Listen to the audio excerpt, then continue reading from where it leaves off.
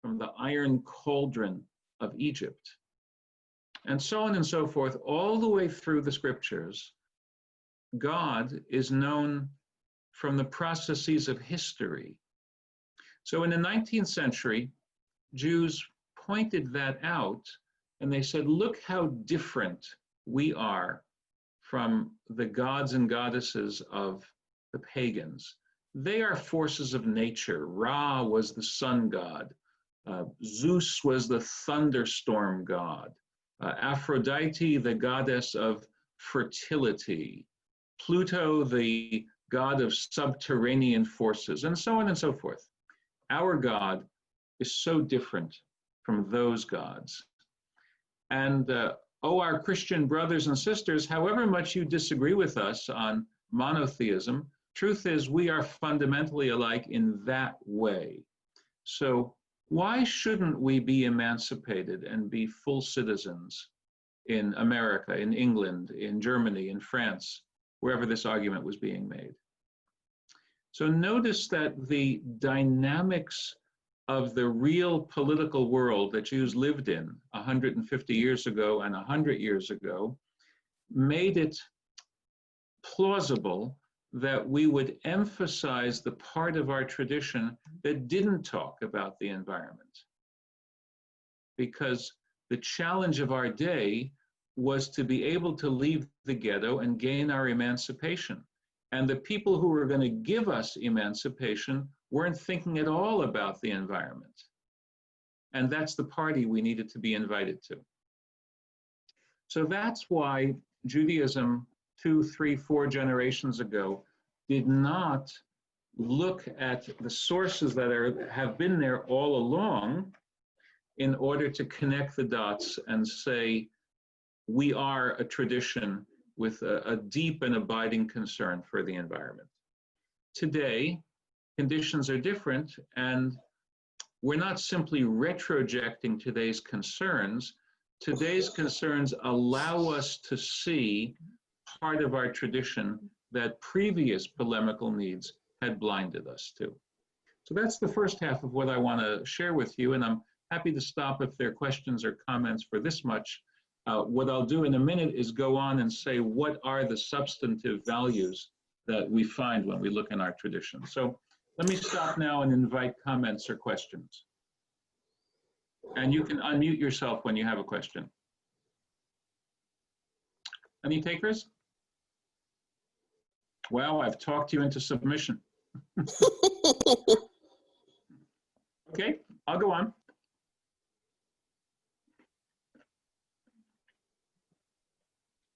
I want to articulate. Yes. I do have a question. It's Henry. Oh, who's speaking, please? It's Henry. Angelica killed us. I took us off video. Where are we? Anyway, Angelica will find us our way back on the video again. But so I think I understand your about effort to assimilate. Henry, I think you're fighting with Kathy's dog right now. I think I am. Oh, I'm so sorry. I didn't even realize that was the case. I apologize. Okay. I thought I had just muted myself. Oh, well, sorry. Anyway, Henry, please keep going. Yeah, well, my question is, before that need to assimilate, was there evidence of, and maybe there didn't need to be evidence of environmentalism or protection of the planet, but did we see it among the Jews? I know we didn't see it among the Christians, but. Well, you see, if we go back to the 18th century, prior to this process of leaving the ghetto, no one is yet thinking in terms of people have the ability to do permanent, irreversible damage to the environment. There is the sense that nature is limitless and inexhaustible. You create a fire and the smoke rises up into the sky and it dissipates. They didn't have anything like early 20th century Pittsburgh or early 21st century Beijing, where the air is permanently deadly because of human activity, as it is today. Moreover, in the early 1800s, the dominant intellectual trend in Europe and in America was called Romanticism. And in Romanticism, unlike the Enlightenment, people get their inspiration from nature. Think of the formal English garden where nature is subjugated and put into geometric forms, as opposed to the romantic garden where it just runs riot. So the intellectual trends of the early 19th century likewise gave us an appreciation for nature, but not a cautionary sense that this is fragile. And also remember that prior to the 1960s space program and the photographs of the Earth, we had never seen what Carl Sagan calls the pale blue dot, hovering in the expanse. So people just weren't able to do that. Now, is there a religious value in that? There certainly is. Since we studied the book of Job together in our Christ and St. Luke's adult formation, remember the verse from Job where God is described as Tole Eretz al Bilima. God is the one who suspends the earth in the void. People might have understood that intellectually in pre-modern times, but not until 1970 could people actually have a visceral image of what that meant. So these are necessarily modern insights. The amazing thing is that the Bible has an incipient recognition of it, even if conditions weren't forcing it upon our consciousness. Thank you for the question. It's a good question. Okay, so now I'm going to articulate 5 Jewish values on the environment. I could have fewer or greater. The 5 that I've chosen are those that have been selected by a leading Jewish environmentalist group. This group was founded in 1993. It's headquartered in Washington, D.C. It's called the COEJL, Coalition on the Environment and Jewish Life. Coalition on the Environment and Jewish Life. And I urge you to go on the website for the COEJL and see the work that they do, which is the work of education, of political advocacy, consciousness raising, and so on. I'm going to give Hebrew names for each of these 5 values and also translate. The first is called Seder Bereshit. The word Seder means order. Bereshit means creation. We strive to see this universe as a cosmos. Think of the word cosmos from its original Greek etymology, something which is well arranged. You might know that the word cosmetic comes from the same Greek root as cosmos, because, you know, the person is arranging their face when they put cosmetics on it so that it's all in proper order. The world is a cosmos because God has created it as such. It's not just a happenstance. It's not just a hodgepodge. It's an intricate, beautifully functioning system. Now, what flows from this attitude of regarding the world as God's creation? The corollary is that respecting God's creation is a manifestation of respect for God. Conversely, and this is quite frankly aimed at some of our churches that are vaunting their disregard for environmentalism.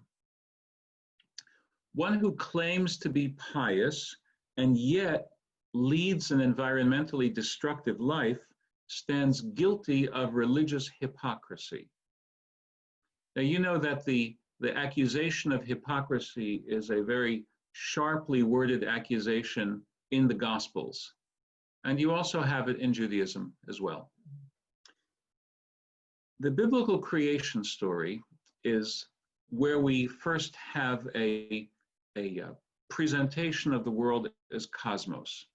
And I want to show you what I believe is the most striking, surprising, counterintuitive aspect of the story, because it speaks to what you and I have to do as people in order to manifest an awareness of and a respect for the order of creation. You know the story. It's chapter 1 of Genesis. In 6 days, God creates the heavens and the earth and the sea and everything that is therein. That's chapter 1 of Genesis. If the story had ended there, no one could be surprised. But the story doesn't end there. It goes on for another 4 verses, which are indeed surprising. It's not surprising just because you've learned it ever since Sunday school, but if you think about it, it's surprising. The story doesn't end until the 7th day. And what is created on the 7th day? Nothing at all. By extension, rest is created. But it's like saying that the whole is created when the dough of the bagel makes a full circle, right? By what act was that whole created, right? By what act is rest created? It's paradoxical. It's by the absence of act that rest is created. And yet, not only is that part of the creation story, that's the climax of the creation story. The whole story leads up to that. And when the creation story is referenced in the 10 Commandments, that's the way it's described as well. Ki sheishet yamim asa Adonai et hashamayim v'et haaretz v'et hayam v'et kol asher bam v'yanach b'yom hashvi'i al kain beirach Adonai et yom hashabbat v'yekadshehu. Exodus 20. For in 6 days did God create the heavens and the earth and the sea and everything that is within them, resting on the 7th day. Therefore did God bless the 7th day and hallow it. So notice that both the story and the citation of the story in the context of Jewish law foreground the 7th day. They say that the whole point of the creation story is partially misunderstood if we don't incorporate the cessation from creation. And that's, as I say, an astounding facet of a creation story. It's astounding because it's counterintuitive. It's astounding because it's not empirically verified. Whether your Sabbath is a Saturday or a Sunday, or it doesn't really matter. Go out to your garden for 7 days in a row and see if the plants ever stop growing for one of those days. They do not stop. Go out of doors for 7 nights in a row and see if the stars ever stop wheeling across the vault of heaven for one night. They do not. Nothing in nature exemplifies the Sabbath. The only thing that exemplifies the Sabbath is your human behavior. You can choose to stop working nature. You can choose to stop extracting from it, stop manipulating it. But only you can do that, right? Smokey the Bear says only you can prevent forest fires. Moses the legislator says only you can make the Sabbath a concrete reality. And that's part of the creation story. So notice that in the Bible, creation is not complete unless we incorporate a certain rhythm of rest and work so as to protect the sustainability of creation. That's a very powerful lesson, and it's hardly some obscure text that you need to be a seminarian to find. You know, it's the 2nd page of the Bible. It's right there. Moreover, this mandate to give nature a rest is extended onto larger timescales. 7 days is the human Sabbath. 7 years is the Sabbath of the land. This is Leviticus chapter 25. 6 years you're allowed to plow and harvest. The 7th year is a year of rest for the land, and it's called a Sabbath for the land.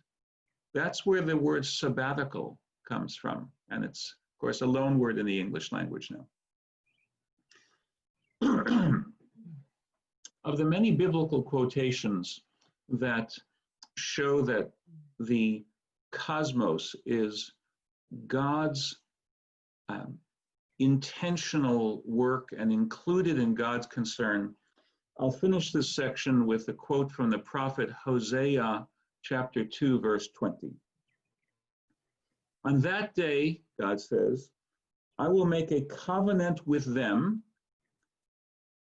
I will make a covenant for them with the beast of the field, the birds of the air, and the creeping things of the ground. I will banish bow, sword, and war from the land and let them lie down in safety. What that means at one level is that God will allow people to rest secure because they won't be attacked by wild animals. But what it means at a deeper level is that God's concern is not confined to the human species. God is the creator of all the species. Indeed, the 19th century biologist Huxley, who was not the most religious man in the world, but he said, if you want to draw a religious conclusion from what you see in nature, you'd have to conclude that God is inordinately fond of beetles. I just think how many bugs there are in the world. How many species of beetles are there? God must love them. Okay, the second of the 5 values is known as Bal Tashchit, do not destroy, do not wantonly destroy. We're allowed to use the products of nature. We're not allowed to overuse it. We're not allowed to destroy its ability to sustain itself. And we're not allowed to use something without just cause. The biblical source for this is found in Deuteronomy chapter 20, verses 19 and 20. And it's a striking quotation because it's about waging war. It says, when you besiege a city for a long time, making war in order to capture it, you shall not destroy its trees by wielding an axe to them. You may eat from them, but you may not cut them down.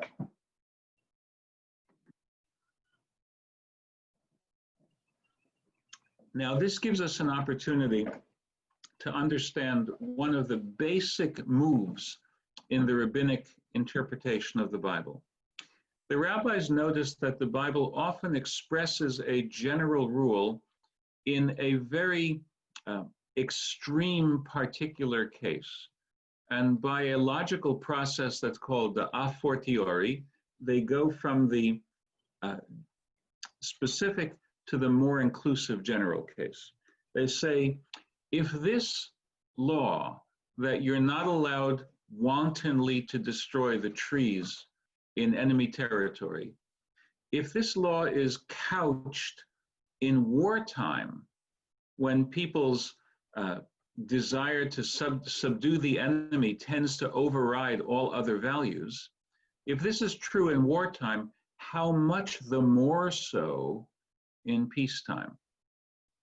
Right? If it was wrong for the US to use Agent Orange in the middle of fighting the Viet Cong, wouldn't it be wrong to use it as a simple herbicide today? That's the way in which the rabbis understand that. The third principle we can call Shomrei Adama, guardians of the earth. And here I want to tell you about the word Adama, A-D-A-M-A-H, Adama. You may know the word Adam, and you may think that Adam is the personal name of the first male. In chapter 2 of Genesis,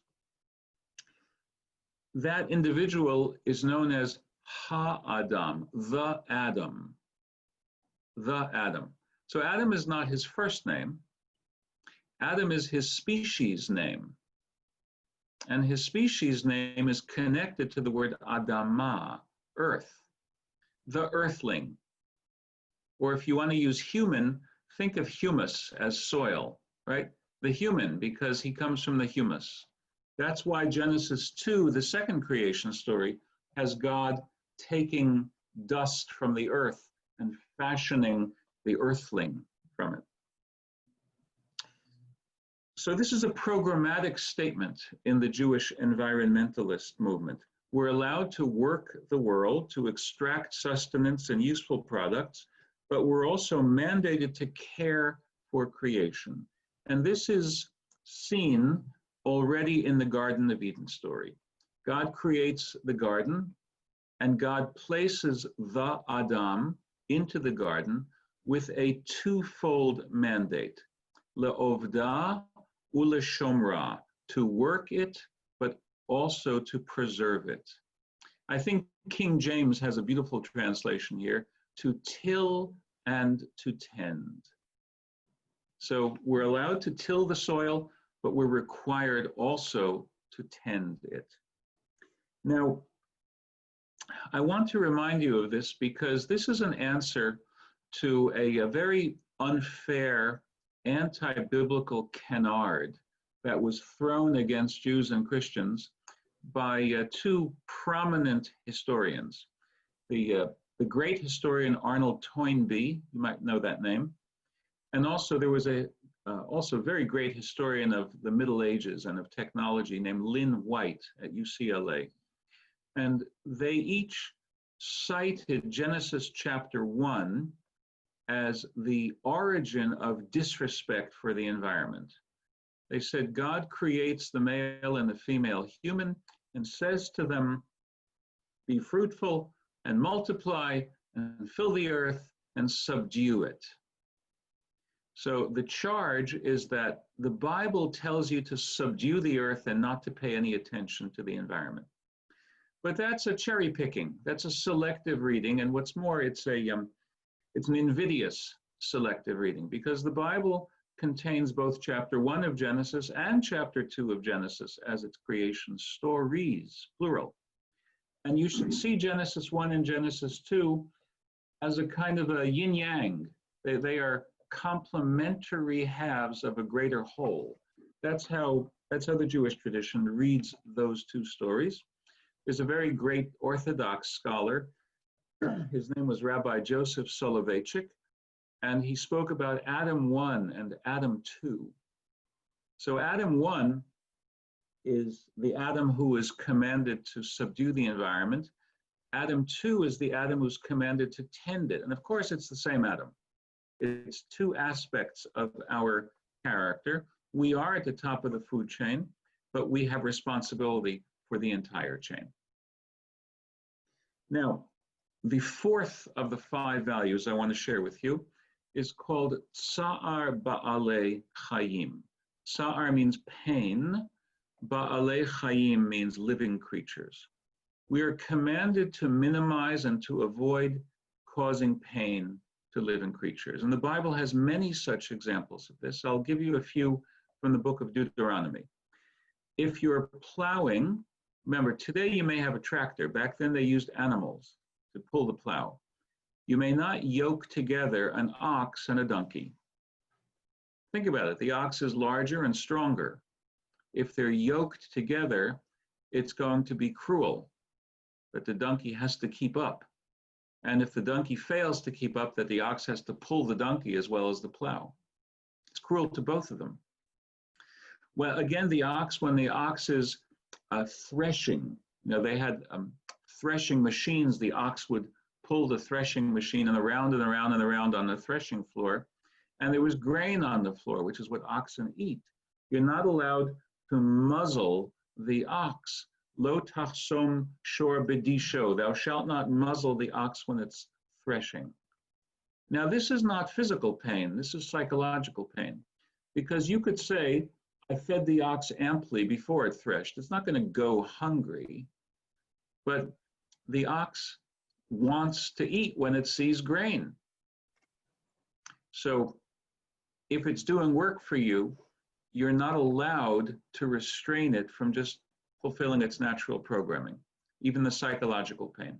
And that notion of avoiding psychological cruelty to animals extends in other ways as well. If you're going to harvest an egg from a nest, you're required in the book of Deuteronomy to chase away the mother bird so it doesn't see its eggs being stolen. You're not allowed to sacrifice a mother and a child, cow and calf on the same day. And this is understood by the rabbis as the Bible's way of preventing you from ever killing one within the sight of the other. In my own life, a very powerful moment of spiritual growth and change was one weekend when I was volunteering, helping my son on an organic farm where he was apprenticing in Northern California. And my job was to take these enormous milk bottles and, with long nipples, and to feed the two calves. So they would milk the cow, whose name was Bessie, and they would fill these big bottles of milk with some of the milk. There was plenty more left over. And they'd give me those two bottles, and I would have to give the milk to the two calves, whose names were unimaginatively enough, Blackie and Brownie. Take a wild guess what colors they were. So I was doing my chore, feeding the calves, and the Bessie would be done getting milked, and she would walk over and she'd help herself to some of the hay in the feeding trough. But before she'd help herself to the hay, she would lick the calves on their calf faces, and they would lick her on her mommy cow face. And I had this sense of mother love and child love in the bovine part of the animal kingdom, not just the human part. And for me, that was a very powerful moment because that completed my transition to no longer eating meat. It's now 10 years ago. And in a couple of weeks, it'll be 10 years since then. So my weekend with Bessie and Brownie and Blackie made a big difference in my life because of this notion that the mother and the child animal really do have a bond that humans can understand, and therefore humans should respect. Now, there are many extensions of this concept of Tsa'ar Ba'alei Chaim. I want to talk about one which is cutting edge today, and unfortunately, it's not yet consensus. You know the word kosher, or the food regimen that traditional Jews follow.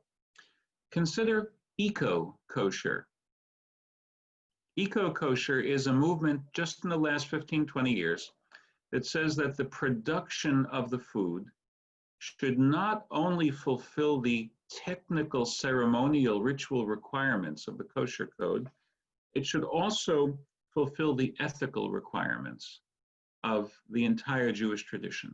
So, for example, and I'm going to give some real-life abuses, meat packers should not be paying undocumented aliens substandard below minimum wages and having them work in unsafe conditions because they know that they'd be afraid to protest because they want to keep their anonymity. And we consumers should not be eating our chicken or our beef that is thus produced. Because if that's what you pay your dollars for, you're spending your money in accordance with your values. So that's eco-kosher. I can't talk to you about Tyson or Purdue because they're not kosher food purveyors, but I would imagine it's similar processes. There's a big kosher producer. It was called agri-processors. And the eco-kosher movement gave some very justified criticism of them for failing in the realm of occupational safety, in the realm of treating employees fairly, and also in the realm of avoiding unnecessary pain to the animals. Unfortunately, the Orthodox Union, which is the establishment of kosher certifiers, rallied to the support of the food processors and not of the critics, because they chose to regard this as a partisan issue. You know, the Reds were supporting fellow Reds against the Blues. And, you know, a chicken is neither red nor blue. So this should not be a partisan issue. It should be simply a matter of extending the ethical side of Judaism to its ritual side as well. Now, the last value of the 5 values that I want to share with you is called berachot, benedictions. Rabbinic Judaism devotes considerable attention to guiding the individual along the path of gratitude to God for blessings received. That's how you should be living your life. I want to give a rabbinic meditation on 2 verses in the Psalms because it very neatly encapsulates all of this. Consider the following 2 verses, Psalm 24, verse 1, and Psalm 115, verse 15. Now, I know that you all know it by heart, but maybe there's one person who doesn't, so I'll quote what the Psalm texts are. Psalm 24, verse 1 says, Ladonai haaretz umalo'ah. The earth is the Lord's, and all of its fullness. Everything belongs to God. That apple that you had for breakfast, it belongs to God. It doesn't belong to you. Makes no difference if you spent money to buy it. It doesn't really belong to you. That's Psalm 24, verse 1. Psalm 115, verse 15, Hashamayim shamayim ladonai v'haaretz natan livnei adam. The heavens are the heavens of the Lord, but the earth has God given to people. So the rabbi says, isn't that a contradiction? Psalm 24, the earth belongs to God. Psalm 115, the earth belongs to people. Who does it belong to? Does it belong to God or does it belong to people? The Bible is not schizophrenic. Why would the Bible have what looks at first blush like a self-contradiction? So this is a standard rabbinic way of operating. You show something which looks like it's a problem in the text, and it gives you the opportunity to teach a new lesson which harmonizes the 2 scriptures, resolves the contradiction, and teaches an important value. So the value that is being taught here is gratitude. In truth, everything does belong to God. But God graciously allows you to have the benefit of it as long as you remember the gratitude. So this is the Jewish basis of the religious mandate to say a benediction before you eat anything, and then to recite a grace after meals when you have finished the eating experience. And of course, in Christianity, saying of grace comes from the same basic insight.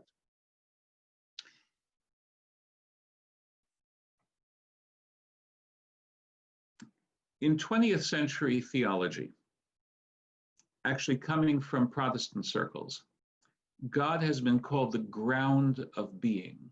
And I'll finish with this and then be happy to take additional questions. This has an application, ground of being, an application to our ecological considerations. The ground itself, and of course the water, and of course the air, needs to be one of the arenas of our living out our relationship with the ground of being, with God. Thank you. Thank you very much, Rabbi Panitz, for that beautiful lecture. If you're just joining us for coffee hour, hold on. But I do want to give a few minutes for questions. If you'd like to unmute and ask your question, please feel free to do so. Let me quickly greet the Mother Sue. I'm very happy to see you. I hope you're feeling a little bit better.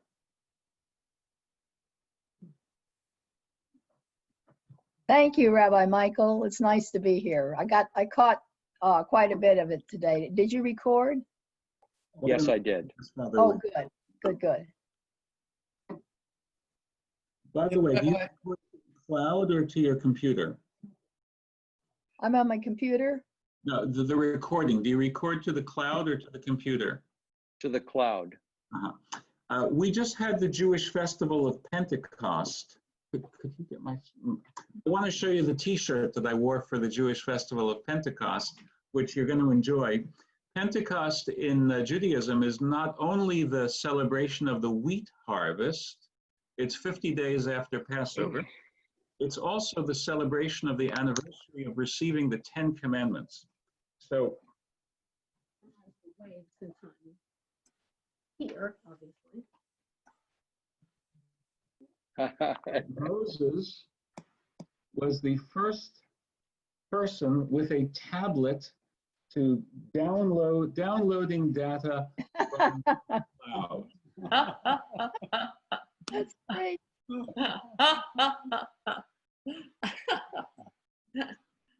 Okay, so questions, comments? Yeah, I have a question, Rabbi.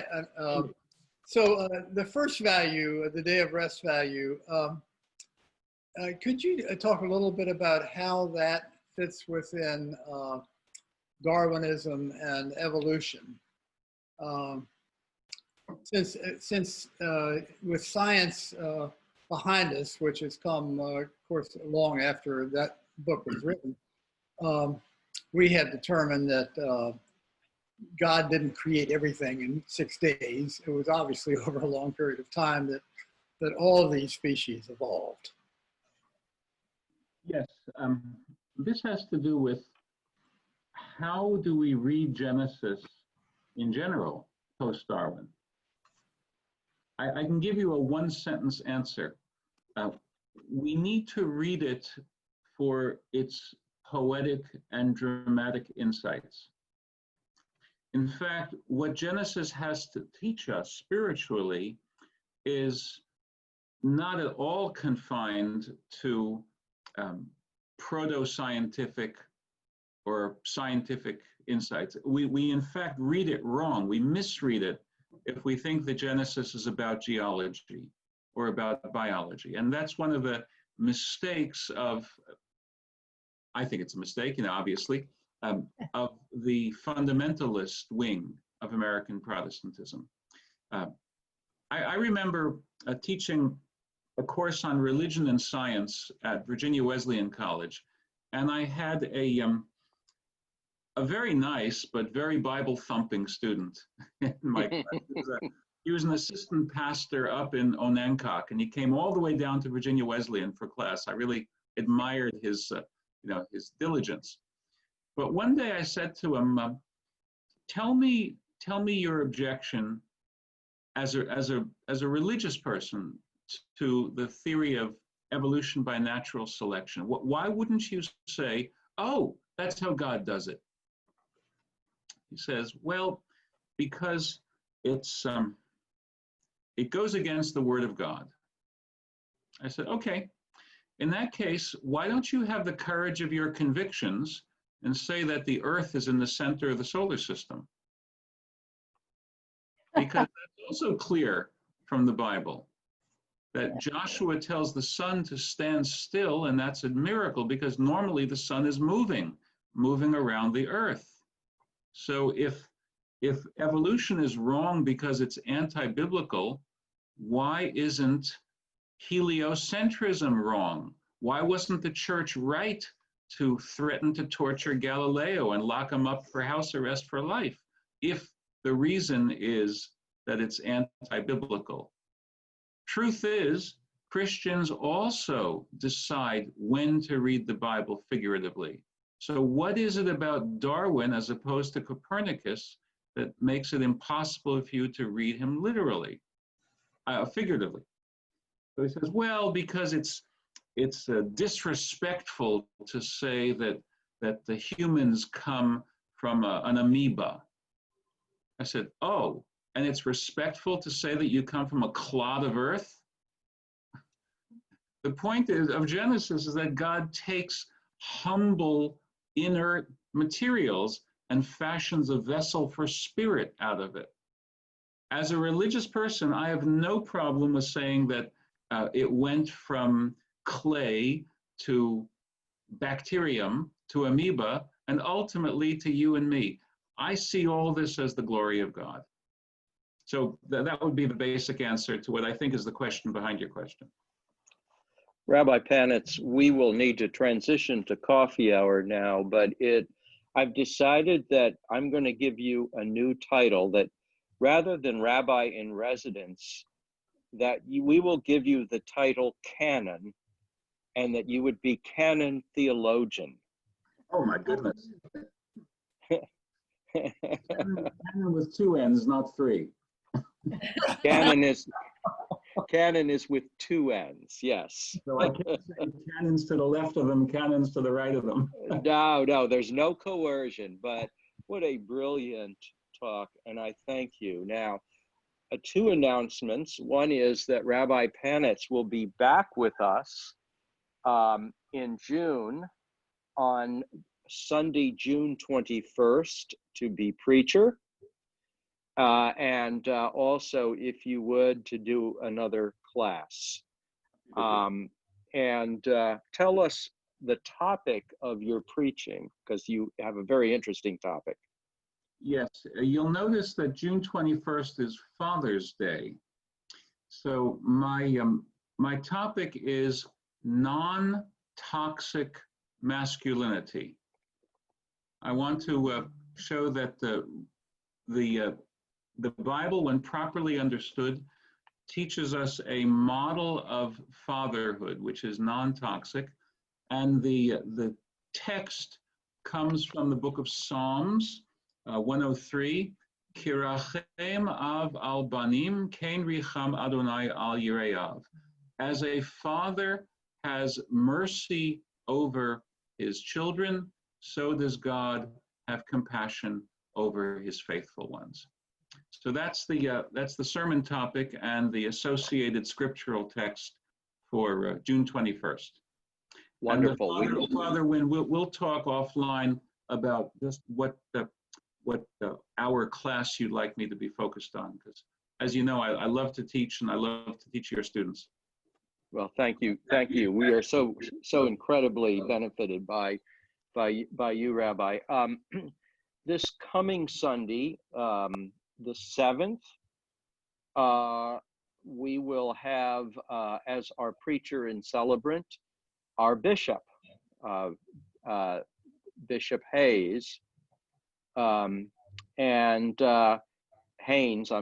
Bishop Haynes, and Bishop Susan Haynes. And I am trying to work with her as far as doing this class. The subtext of this class is around change, because we are in the midst of change, and as we go along, not only is it around our change in environmental perception, but also our change in our understanding, tragically, of the pain that we have caused others, and by a lack of justice, and also looking at changing roles and how we respond to change. And so Bishop Haynes will be talking about the changes we can expect in the church in the coming months, and possibly how the church will change, as well as other religious institutions, through what has been visited upon us. So that will be this coming week. And we're going to try to keep this reflection going throughout the summer. So Rabbi Panitz, you're welcome to stay with us or go, whatever your preference is. But I thank you again, and we give you a virtual applause. So I'm going to transition now to our coffee hour. Our coffee hour is an opportunity for us to check in with one another, to see how we're doing, to address announcements, and just to reach out and care for one another. And so my question to each of you is a kind of open-ended one, and that is what has been most helpful, or what continues to be most helpful to you as you make this journey through this pandemic, and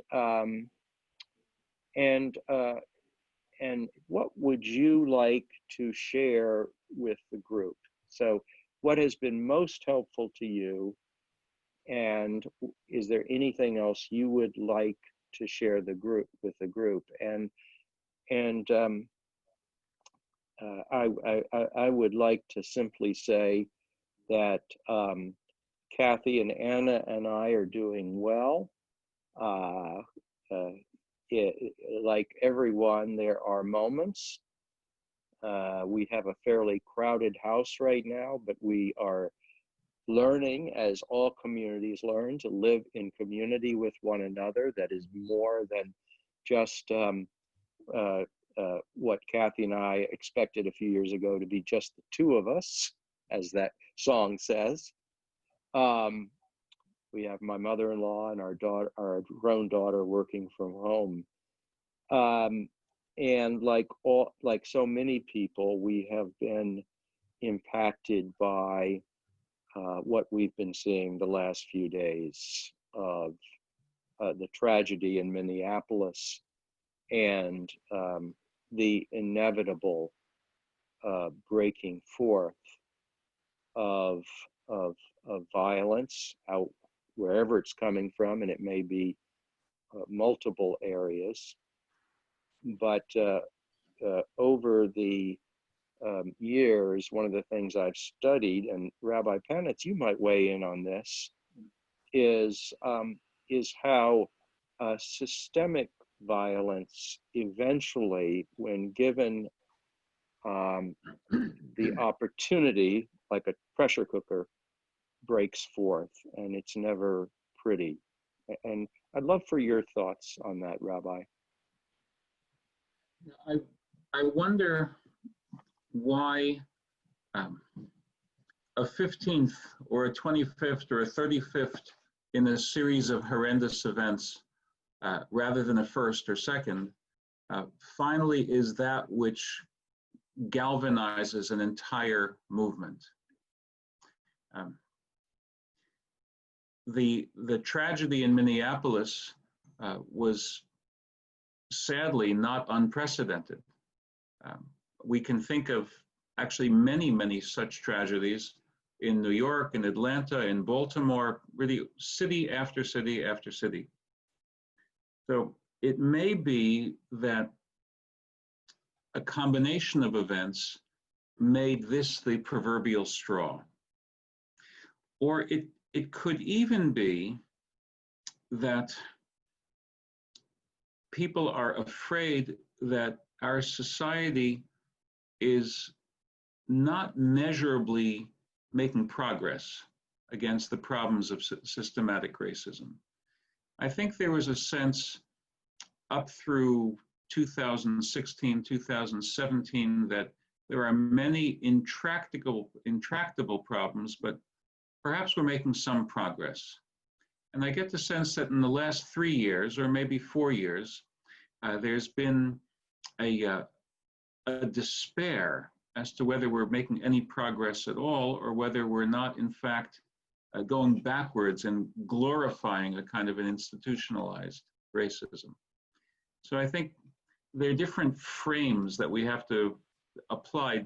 The same way as a photographer sometimes uses a zoom lens, sometimes uses a telephoto lens to bring out different aspects of the subject. I think we need to look at this tragedy with several lenses to understand just what's going on in our body and in our souls.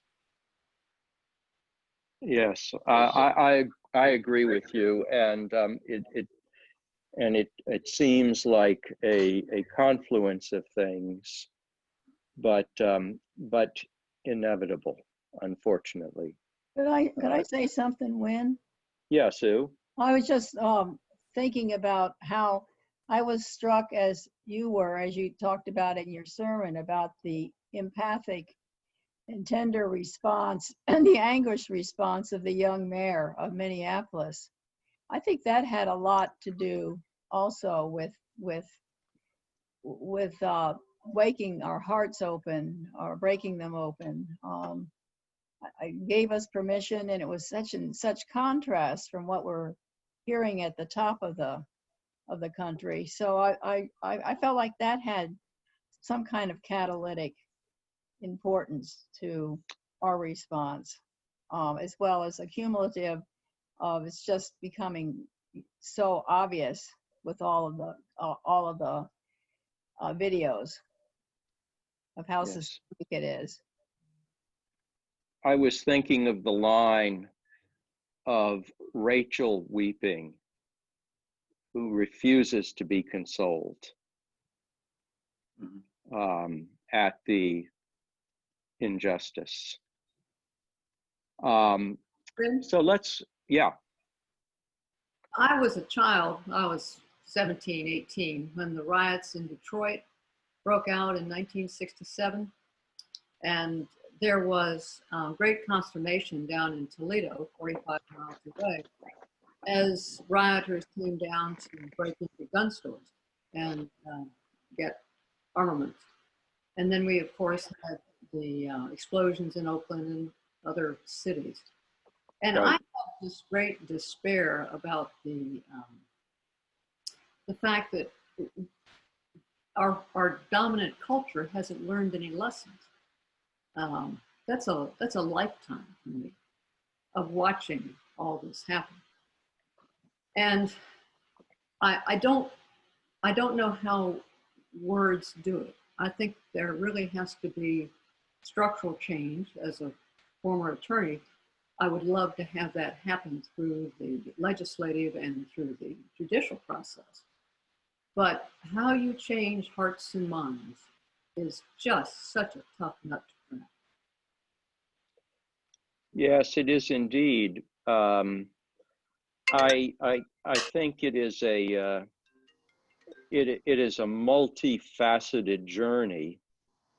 But right now, I think the journey has got to start with grief.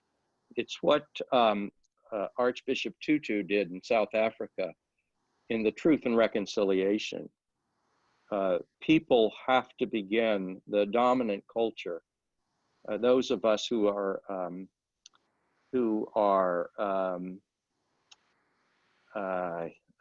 what's the word, privileged, need to hear the truth being told, as painful as it is, and we have to somehow weep together over this and come to a new beginning. So and that is I think a deeper journey that leads both to internal and external change. But it's just me. Sue, did you have anything else you'd like to say? No, that's all I wanted to say. I've just been, my heart has been, somehow the sadness has been tapped within me, and I imagine I'm not alone. No. So that's about all I want to say right now. And Okay. I think the music and the art of a lot of what Kevin is doing is just beautiful. And today, I thought the music during the prayer of spiritual communion was just, it was lovely. And It just was. then the ending with all of the art. That kind of stuff really, really helps me a lot. Yes. Thank you for Yes. your question. It brings us to the level of soul. I think Mary has her hand up. Mary. Yeah, I actually go by Mariana, but Mariana. Yeah. I've been thinking about the economic injustice too, which has such a huge impact on African Americans. Obviously, the racial problems are continuing, but they're made much worse by people who incite it. And I think we've seen it in certain news broadcasts that have been inciting racial hatred for years now. And it's been, to me, it's part of an economic effort to keep people down. If you can keep people who are different apart, then you can keep them down. And I think that our country has been moving economically in a terrible direction for a lot of people of all backgrounds. The poor are hurting, and the way that people have kept some poor people calm is by blaming people who are different. And so I think we, at the same time that we look at the racial injustice, we need to look at the economic injustice too, because there will be pressures to keep us all apart as long as we allow that. We have to keep speaking out about the economic injustice in this country as well as the racial injustice, because it's very intentional, I think, for people to point out how different we are so that we're focused on our differences rather than our unifying humanity. Yes, that's my main point. But I think the music and the church, and for me as a teacher, having time to reach out to students is just made me very happy. And I think we really have to keep working on building our alliances with all our fellow humans, even when they're not acting the way we want them to. Because some of the terrible things that are happening from all directions are frequently coming from a point of pain. So we have to keep that in mind, I think. Yes, yes.